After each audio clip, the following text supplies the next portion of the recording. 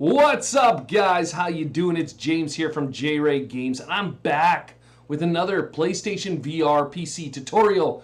And today I am pretty excited to show you how to get full 360 positional tracking with your PSVR. I'll admit, this was a tricky process, and I've moved away from PSMOVE service because I did get Nolo, and I found that it was much easier. However, I had so many requests from people who wanted to take their PSMOVEs and hook them up to their PC so that they could have positional tracking. And I do have other videos that show how to do this, but I don't have a video that shows how to create a room scale setup so that you have full 360 tracking. Alright, so if that's something that interests you, you want to play games that have room scale tracking, then stay tuned because you don't want to miss this one.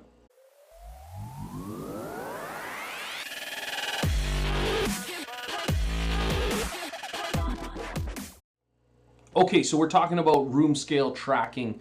We're talking about getting, basically setting up a space in your room, in your office, in your living room, wherever you've got space, and setting up an area that we can play within. All right, most of the games that you're going to want to play in this sort of a scenario will require you to move around, to get down low, stand up, basically move within the area that you're going to be playing within. There's a lot of games, like really good games that require this. And up until this point, there has been limited options, I would say. And PSMOVE service is not something new. All right, this has been out for a while, especially with mobile VR. People have been using it, using things like RiftCat and other programs that go with this. But I'm going to show you how to hook it up with your PSVR so that you can actually play these games. As I said, I'll admit, there's a bit of setup here. There's a little bit of work on your end. But if you want to have a cheap solution, a DIY basically Vive, this is the easiest way, I think anyways, to do that, and it's going to give you a very solid, I would say relatively solid tracking solution. Okay, first things first, before we start, I'm going to give you your shopping list if you don't already have these items. First of all, you're going to need a PSVR. That goes without saying. In this tutorial, we're using PSVR. All right, you could apply this to mobile VR and other headsets, but this is specific for the PSVR. All right, then you're going to want to watch my video on creating a ping pong ball tracker. This is what is used for positional tracking on your headset, and that is very important. If you don't have that, it's not going to work. You need some sort of light. You're also going to need PSMOVE controllers. All right, PSMOVE controllers will oftentimes come with your PSVR if you got a bundle, but you're going to need them because they're the controllers that will replace the Vive controllers in game. You're also going to want to get a minimum of 3 PS3 cameras. All right, they have to be PS3 cameras. I get that question so many times in the comments. They have to be PS3 cameras. That's what the software is built for. These are what are going to actually track the lights within your play area. You're also going to want to get a Bluetooth adapter if you don't already have one. And the Bluetooth adapter will allow us to control or to hook up our controllers so that they're going to work with the software. One important thing that I should mention, and this does make it cheaper for you, the new PSMOVE controllers, the ones that come with the new PSVR, do not have the mini USB port. All right, they only have a single micro, I think it's a micro port, or it's some sort of proprietary Sony port. They're working on it. They haven't figured out how to hook that up yet. So if you do have brand new controllers and you don't have the second port, you'll know what I'm talking about when you look on the bottom of your controller. All right. Aside from that, you may need, actually you will probably need extensions for your USB. Because these cameras are USB powered, you're going to need USB extensions that will allow you to mount your cameras in the corners of the room. If you don't have that, the cord is just not long enough. And lastly, as far as equipment goes, you're going to want to create some sort of a mount for your cameras. I created really simple mounts, and I'll show you how I did it. Just using cardboard boxes. I can even explain just using the corner of a cardboard box to create an L mount so the cameras can sit up on the wall. Once you have all those pieces of equipment, you're close to ready to try to do this. And so now I'll show you the process of actually setting it up. Okay, so here we are in the designated play space. My computer sits right here. Excuse the mess.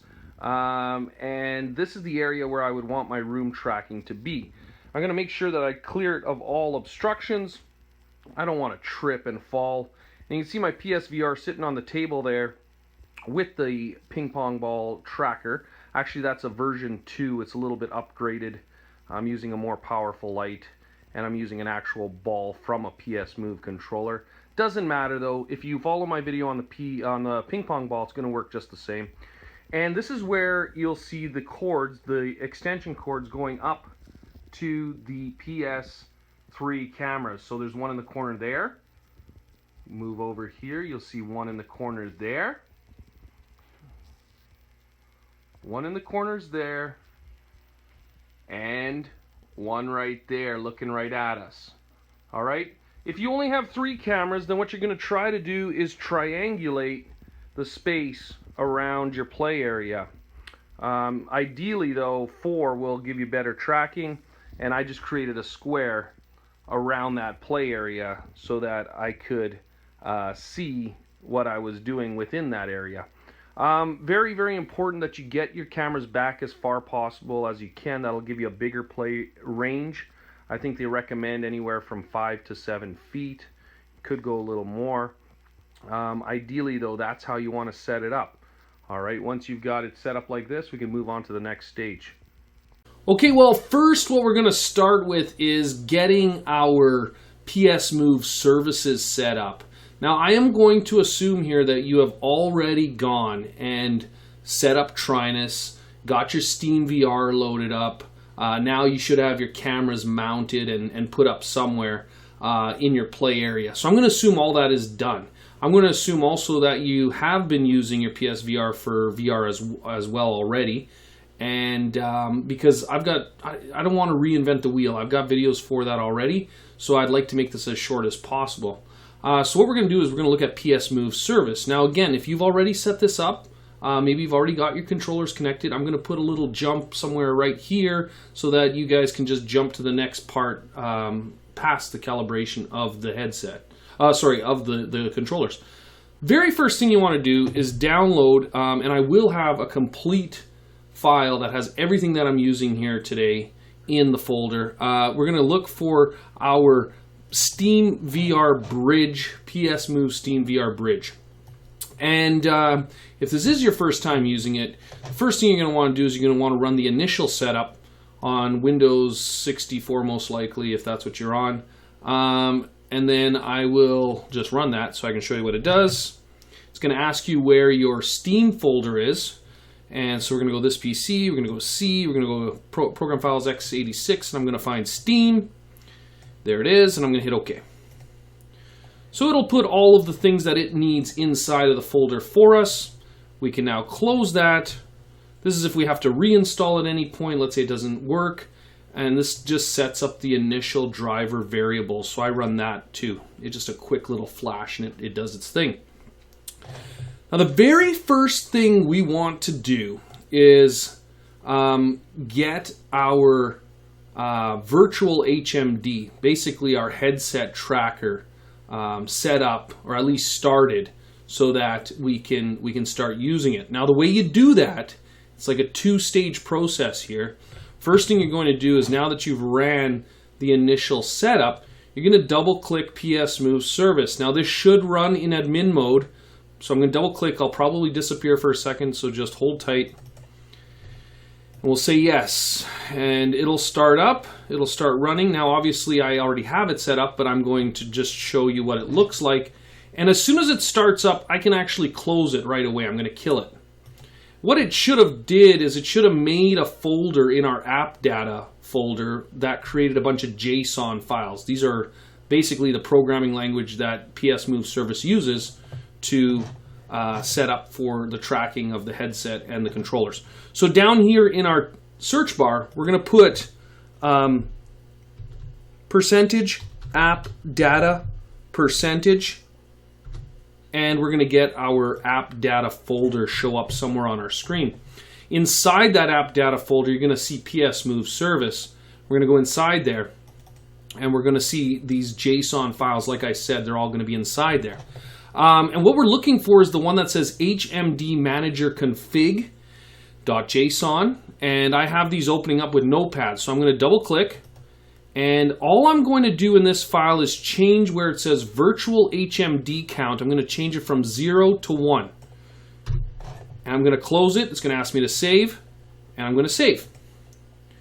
Now with this folder open, I'm going to double click PSMOVE service once again, let it run,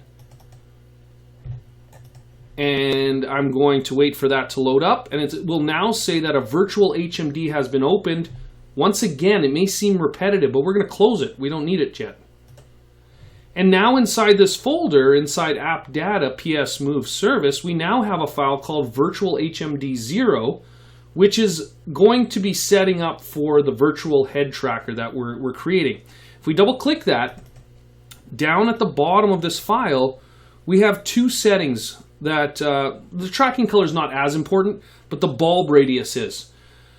Right now it's set to 2.25, which is the radius of the PSMOVE controller ball, basically what we see here on the top of the controller. If we're using a ping pong ball, if you saw my video for using a ping pong ball, this number should be 2. All right, but if you are using an actual PSMOVE ball, let's say you took apart a controller or however you got it, or if you're using a ping pong ball, this will change from 2 to 2.25 like you see here by default. All right, that's the size, the radius size of the bulb. Okay, so we close that and make sure it's there and saved, and we're good to go to the next step. All right, and now that we have our PSMOVE virtual HMD sort of set up and ready to go, what we're going to do now is we're going to check our camera setup, because that's really, really important. Now, hopefully you mounted your cameras kind of around your room. Like you saw in my video, I've got it kind of in a square sort of pattern here. But you're going to set up your cameras as best as you can surrounding your play area, and you're going to try to focus down on the center of the play area. All of your cameras should kind of aim towards the middle of the play area so that you can get the best sort of coverage. And what we're going to do to make this possible is we're going to go into Zadig. Again, it'll be included in that file. We're going to double click that and make sure that all of your cameras are connected to the computer. And we're looking inside Zadig. We're going to go to Options, List All Devices.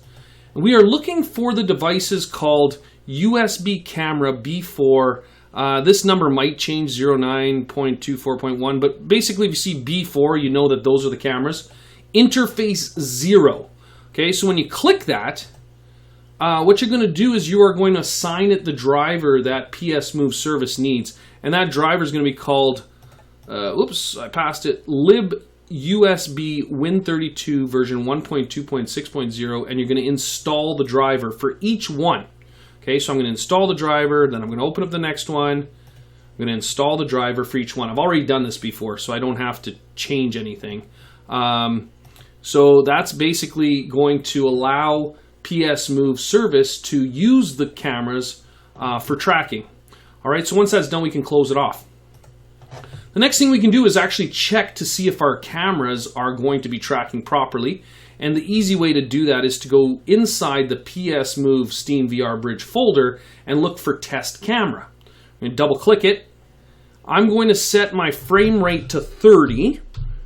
Okay, and I'm going to set the initial width of the camera to 640 because that's the actual resolution width of the cameras. And when I hit return, I should see, there we go, I should see 4 cameras pop up. All right, where's my 4th one? There it is. Okay, look at my office. It's a big mess right now. I'm cleaning it up, but here I am sitting at my desk. What's up, guys? And you can see that all 4 cameras are looking down on this TV tray. I'm pretty sure it's a TV tray, where I have taped on the calibration mat that's going to be required for us to tell the cameras where the center of this play area is. Now, I recommend that you move the cameras around or get somebody to help you out and just get that table in view of all 4 cameras so that the play area is defined. If you're seeing this, it means that the cameras are seeing the area, obviously, and they are functioning properly, which is exactly what you want. And now what you can do is just close this window, this terminal window, and it should close those camera windows as well. Okay, so now we have the cameras set up and we're ready to go to the next step. Okay, so now we're going to do the controllers, and you can see that the lights have gotten a little darker here because I want to give my cameras the best chance to track the lights on the controllers. And what I'm doing, you'll notice that I've got the config tool open. In order for that to happen, what you got to do is double click your PSMOVE service, make sure it's running. It's going to look like this. You're going to want to put it down, and then you're going to double click the move config tool to get into this window. Now, if you've never configured controllers before, I'm only going to do one just to show you how it works. Now, these were already linked up. You can see the red light on them because they are already connected. But I'm going to just disconnect it so that you can see how it would look if you're connecting for the first time. I've got a mini USB cable that I'm going to use to connect my controller to connect my PC to the controller. And then I'm going to go into controller settings, and I'm actually going to unpair this controller just so you can see what it looks like if you're doing it for the first time. So that's going to unpair, and now what I'm going to be able to do is I'm going to have the pair USB controller option. Now, if you have old controllers, it's going to work really well. The new PSMOVE controllers don't have that mini USB port. They only have a single port on the bottom, and they haven't figured out how to connect it yet. But we're going to go to pair USB controller, and that actually is cheaper for you guys because if you buy used PSMOVE controllers, older ones, they're going to be cheap and they're going to work. Okay, so we're going to go to pair USB controller. We're going to press the PS button. You're going to see that it starts to blink. Now, it's going to say setting up your device and all that good stuff. Now, the good thing about this is that once it's connected, once you've got it at 100%, you're going to have to press that PSMOVE button quite a few times. It's going to be basically connected to this computer forever until you unpair it. You need to have some sort of Bluetooth adapter. Okay, and there we go. It's connected. Now, you'll see that when I disconnect this, it should stay connected. You can see the red light on there, which means that the Bluetooth adapter is now communicating with my controller. So this is working properly as far as I can tell. And now the next thing we're going to do is set up the colors for the tracking. Okay, the next thing we're going to do is we're going to actually set up the gyroscope, and if you have an older controller, you might have to do the magnetometer as well. For the newer ones, this magnetometer will be disabled. They got rid of that in the newer ones. But you will have to do the gyroscope, and the way you do that is you simply take your controller, put it down onto the table, and click Calibrate Gyroscope. It's going to go through this automated process, and it's going to be basically checking for any drift and compensating for that.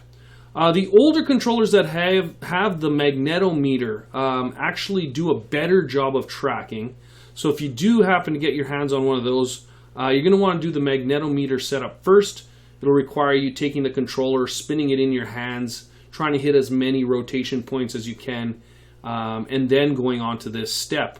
But with these new ones, because it's disabled, we just do the one setup, and you'll notice, whoops, I think I did it with the wrong, I did it with the wrong one, but now you can see that it matches the rotation of my movements. Now, it's not positional, but it is matching the movements of the controller because we have basically calibrated for the gyroscope within that controller.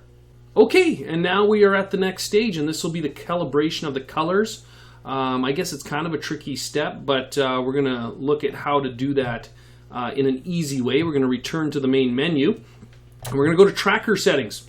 And what I'm going to do is I'm going to put these two controllers, I did two, I'm going to go put these on the table that I have set up in the middle of my area where my gameplay is going to take place. So I'm going to just walk over there. First of all, let me put, you'll notice there's two areas. There's a controller calibration and there's an HMD. We're going to do the HMD last. We're focusing on controllers right now. We're going to go to calibrate controller tracking colors. And we're going to do that right there. And you're going to see that one of the controllers turns on. And you'll notice that I can see part of my play area here. I can go through my video filters and we'll put it on RGB. I'll go put these into the play area. All right, and I'm going to basically put it down on the desk that all the cameras can see. And now we can see that we have one of the controllers lit right now. It's a magenta light. We can also change that if we really want to. But all we're going to do is we're going to right click on that light. And another very important thing, at least that I noticed is important, is to set your frame rate to whatever looked smooth when you were testing your cameras. For me, it was 30 frames per second. If you can get away with a faster speed, that's fine. You just don't want it to be shaky. You don't want to introduce any jitter. You want to be running at a frame rate that your computer and your peripherals can handle. So I was at 30. Now, once you right-click the light bulb, you switch your video filter to masked. And now you will see the ball in the little window here that kind of shows us what the trackers see. All right, you want to make sure that there's nothing else showing up on the outside of this. You might have to go and adjust your hue angle, your saturation, all these settings just to get the ball as full as you possibly can. What we can do is we can switch through our trackers. These are basically our cameras. And we could take a look, and what we would have to do probably for the first time anyways is to switch between video filter to RGB and right click it again, switch back to masked, and you can see the ball. And again, we would make adjustments as we needed to do. Now, I've already done this one, but you can see here on ID Tracker 2, it doesn't see the ball. So I have to go back out, right-click the ball, go back in, check that, make sure it's looking okay. Now, one thing I feel is very important is that you don't see any shake on the ball. So what I do is I will adjust. I will adjust the range a little bit. I will adjust the saturation. I'll make adjustments here until that little shake goes away as much as I possibly can. You can see there's just a tiny little bit of shake. Oh, I had it actually better than that and I just screwed it up. But what you're going to try to do here is get that ball, there we go, to fill as nice and full as you possibly can. Now I'm going to go tracker 3, my last camera. There it is. Once again, I'm just going to tweak it a little bit so I don't see any jitter on the ball itself. I find the hue range and the value range probably are your best friends here. They do a really good job of adjusting for that jitter. Okay, well, I went too far. All right, you don't want to see any black in the ball. You want to make sure it's as solid as you possibly can get it. All right, and that should be okay. That looks pretty decent. I got a little bit of shake there. It should be okay. And once we're good with that, we're going to go back to our tracker settings and we're going to prepare to do the calibration of the poses, which basically tells it where the play area is. Now, basically what I just showed you there is very important because you're going to have to do that for each of your controllers. If you're only using one, then you're good, you're done. If you're using a second one, you'd have to go back into tracker settings, switch to your next controller, and do the same thing, calibrate your colors for that controller as well. Okay, for the next step of this, we are going to define the play space. So basically the cameras know where the action is taking place. And we're going to do that by computing our tracker poses. So we're going to click that for the first controller. And this is where you're actually going to see how good of a job you did with the color. You can look at it. If you see a little bit of shake, it's not too bad. But if you see a lot of shake, then it's going to be really shaky when you go to play. So we can go through each tracker. Next tracker, see how it's doing as far as finding the ball. It looks like it's doing a good job. And once we're happy with it, we can hit looks good. But before we do that, we're going to need to make sure we have a calibration mat printed and on the table or on the area where we want the gameplay to be happening. And I'm going to have that link in the description below as well. What we're going to do is we're going to put that controller onto the onto the area of the calibration mat that says number 1. So I'm going to go do that right now. Hold up.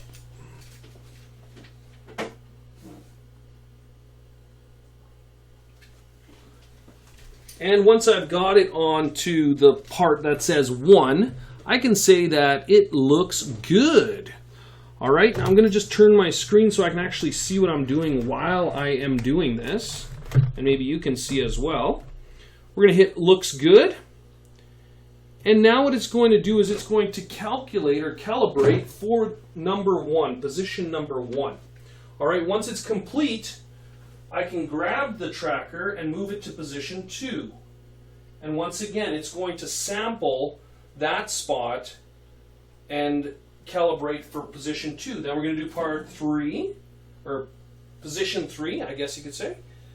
And again, it's calibrating for that. 4. And finally, we will be doing 5. All right, and you're going to try to put it on the number as best as you can. And now that we've done all 5, when I pick up the controller, we can use the scrolly wheel, zoom in and out. It'll show us our trackers. And kind of move around the area. We can see all the cameras that are seeing that controller.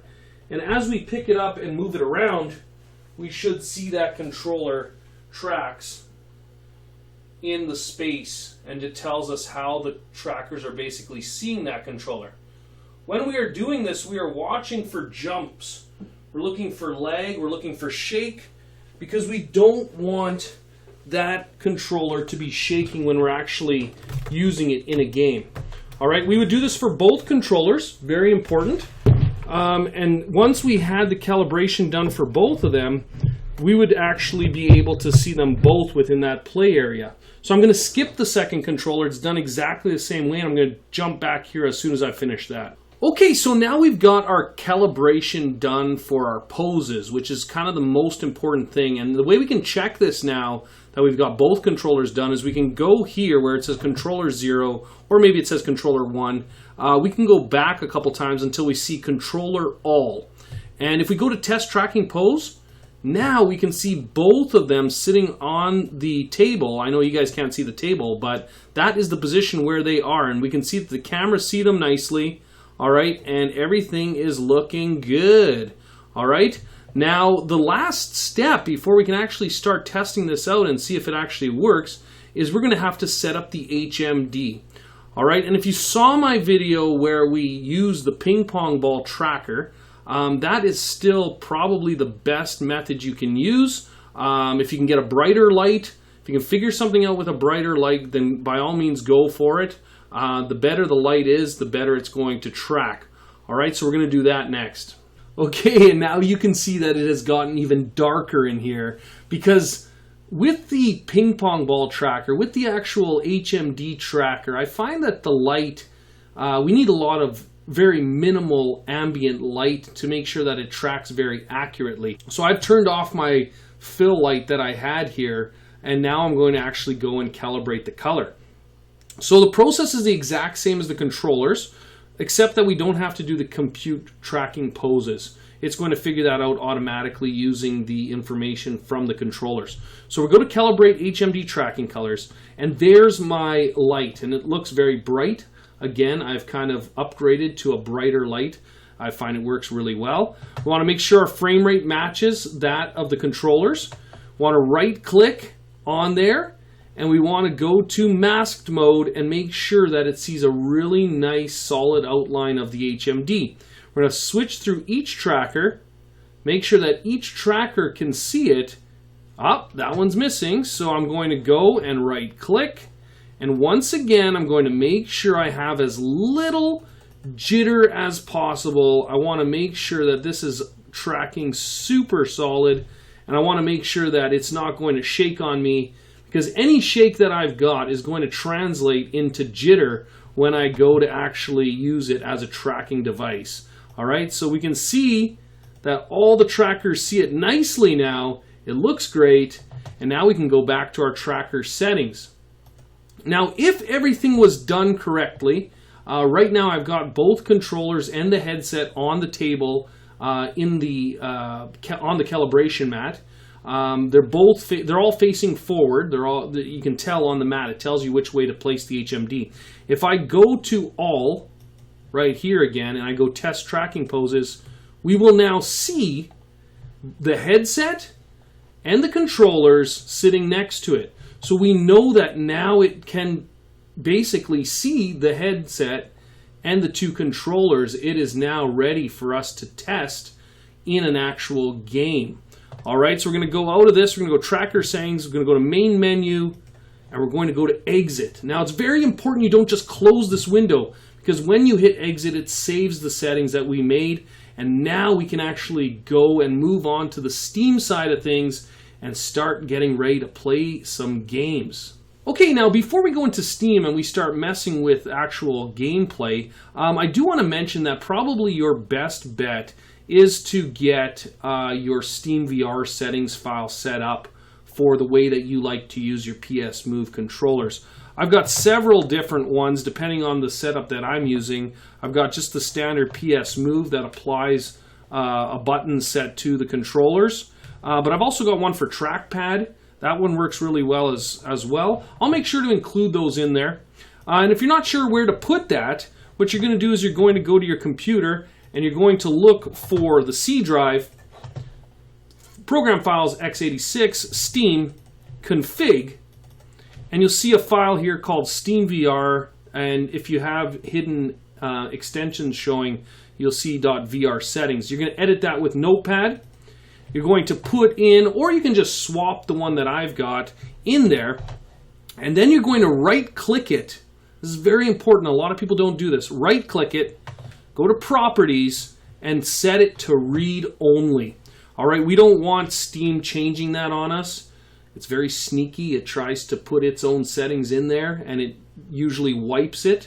So we want to make sure it's Read Only so that it can't change it, and we're going to force it to use the settings that we set for our controllers. Okay, another thing we want to make sure we have installed before we open up SteamVR is our OpenVR Advanced settings. I cannot stress enough how awesome this plugin is for your SteamVR. It's going to allow you to make all sorts of adjustments, especially when we're using a custom setup like this. We want to be able to adjust things like orientation and height and all sorts of little settings to our gameplay area now that we're using a custom sort of setup here. It's very important. I can't stress it enough. Again, it'll be inside the package that you can download in my description. Now, this might seem like overkill, but what I like to do is actually restart the machine before I go into Steam, before I go to the next stage of this setup. The reason I do that is because I can't find a way, maybe you guys know, I don't know of a way to turn off those controllers to actually get the red light to turn off without actually resetting the computer. So what I'm going to do is I'm going to first of all close my PSMOVE service, and I'm going to go to Windows and I'm actually going to reset. So I'm going to lose you here, but I'll be right back as soon as I'm done resetting. Okay, we're back from our restart, and now we are ready to go and run SteamVR to actually set up our room scale tracking, which is kind of key here in order for this to work. What we're going to do is, like I said, make sure that PSMOVE service is running again. So that will run. There we go. We're also going to make sure the FreePi bridge is on, which is also in the in that package. FreePi bridge, double click that, and this is what actually links up the head movements of the HMD to SteamVR. So we are tracking number 1, which is an HMD, and the ID 99% of the time is going to be 0. So we're going to hit 0, and it says that it has acquired it. It has found it. All right, and now finally we are ready to play a room scale game. Now, like I said, that may seem like a ridiculous amount of work, but you only have to do it once. And as long as your cameras do not move, then you won't have to recalibrate. All right. So now what I'm going to do is I'm going to actually start up Steam. I'm going to rotate this camera now to face the play area so you guys can see what I see. And we're going to actually test out the calibration and make sure that we set up our chaperone, which is basically our play area, for SteamVR to understand or to recognize. Okay, now you probably don't see anything yet other than my HMD sitting there with the light on, but now we're actually going to go in and start up Trinus. So let's get that going. And it's got to be administrator mode as usual. All right, and one very important thing with Trinus is that you have to go to advanced and turn on the FreePie input. This is going to give you the head tracking from the HMD. And I got rid of all the other text down here, so you can copy and paste that, or I'll include that in my package as well. But you want it to look like this, just the head tracking information showing there. You want to make sure everything else is turned off. Make sure you're not using NOLO by accident or anything like that. Now we can actually go, and I'm going to turn on the headset and get it ready for the Trinus initialization. And we're going to hit start. Trinus will do its calibration of its sensors. And now our headset is tracking. There it is. Next thing we're going to do is we're going to jump into Steam. Again, administrator mode. Here comes Steam. And we're going to let it do its thing. I might turn off my internet here so I don't have any updates coming up. Turn that off. There we go. Start in offline mode. We don't need internet for this. All right, we're going to put it down. Just make sure Steam is running. And lastly, we're going to go into SteamVR. Again, administrator mode. And we're going to say yes. Our headset viewer should come up. There it is. And I'm going to use Shift-Tab to select the headset window. And I'm using Shift-Windows-Right to send it to the headset. Now, just so you guys can see what I'm doing, I'm going to right-click and I'm going to display my mirror so that you guys can see what I see with my headset. All right, so let's just shrink that down a little bit. There it is. And let's launch it again now that we've turned that headset on. So we're going to go room setup one more time. And we're going to go room scale, next. And it sees it now. We're going to hit next. And it's going to say point your trigger at your monitor and use your index finger to continue. So pull the trigger. I'm just turning my monitor around so I can actually see what I'm doing. Basically what I'm going to do here is I'm going to take my controller, point it at what I would call the front of my play area and pull the trigger. Then I'm going to be able to hit next.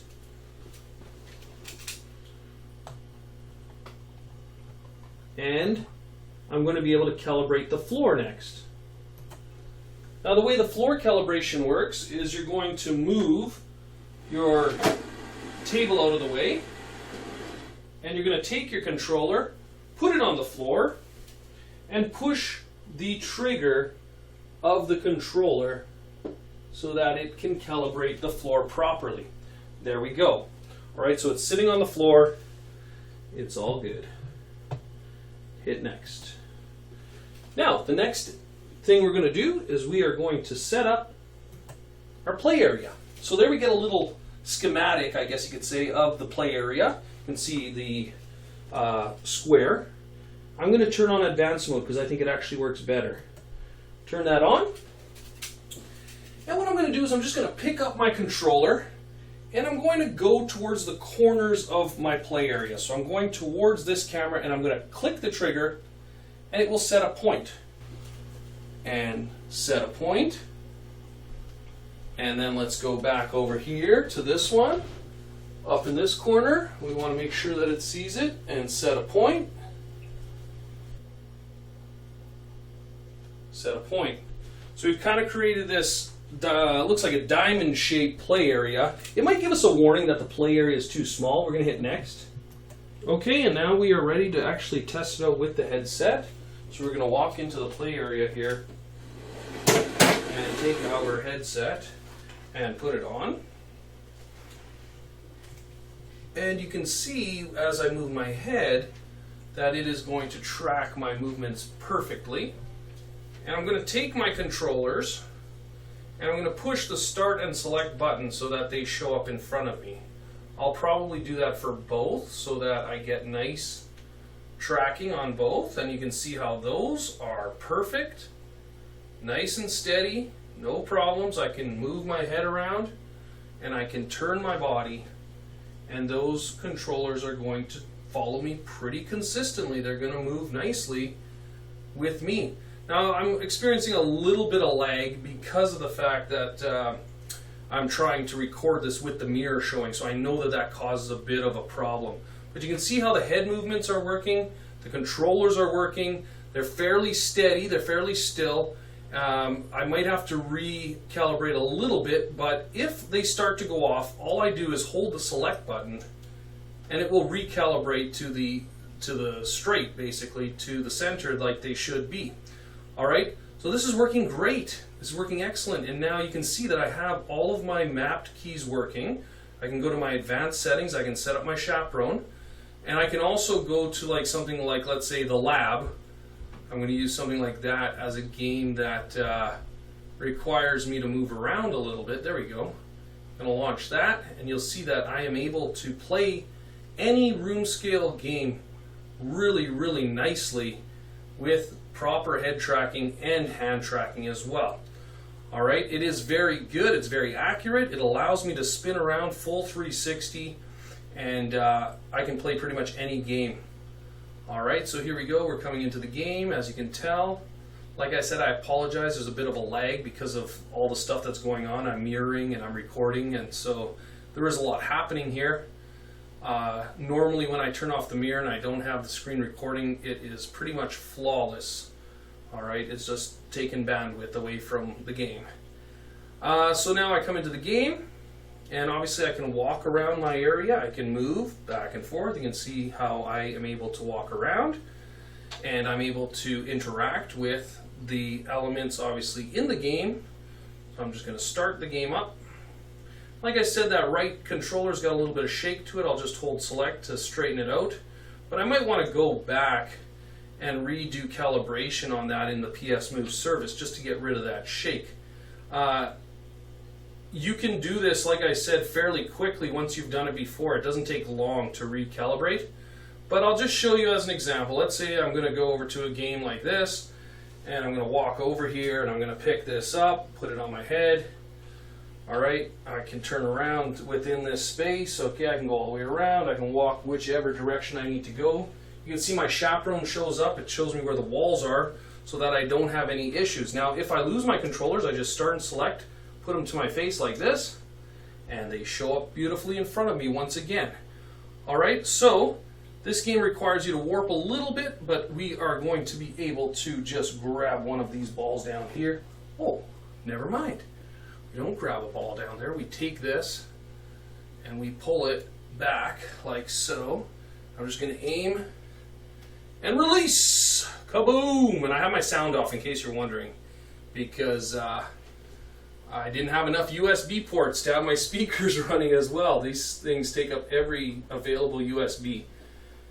Alright, there we go. So you can see, guys, that I am able to play these games fairly perfectly without any problems using my PSMOVE service with the camera. And like I said, I can walk around, I can go look around this area if I really want to, and it works very, very well.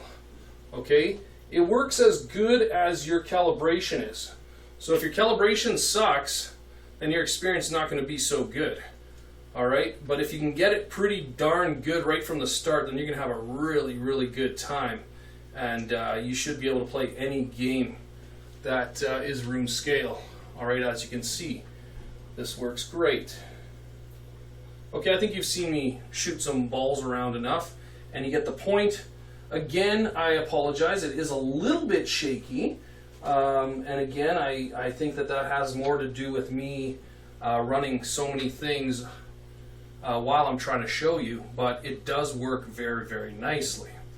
Okay guys, well hopefully you found that useful, and now when you want to take your PSMOVE controller and hook it up to your PC with your PSVR, you can have room scale tracking at a fraction of the cost of Vive or Rift.